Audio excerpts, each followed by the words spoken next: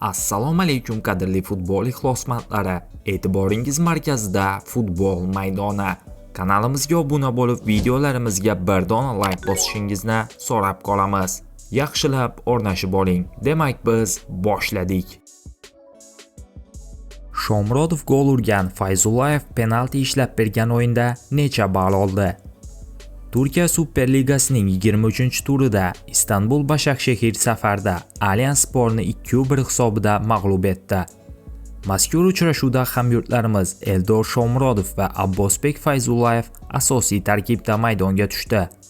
Fayzullayev ishlab bergan penaltini Shomurodov golga aylantirib, jamoasining ikkinchi goliga mualliflik qildi.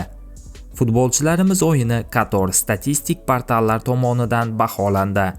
Jumladan SofaScore Eldor Shomurodovga 607 ball, Abbosbek Fayzullayevga esa 701 ball qo'ydi. Footmob portali har ikki futbolchini 7,5 ballga loyiq deb topdi. FlashScore esa Shomurodovga 701 ball, Fayzullayevga esa 702 ball berdi. Ma'lumot uchun, Nuriy Shahin shogirdlari keyingi turda Konyasporga qarshi maydonga tushadi. Hamyurtlarimizga omad tilab qolamiz. Bugungi dasturimiz shundan iborat edi. Video sizga ma'qul kelgan bo'lsa, bir dona like bosib, kanalimizga obuna bo'lishingizni so'rab qolamiz. E'tiboringiz uchun katta rahmat. Bizni kuzatishda davom eting.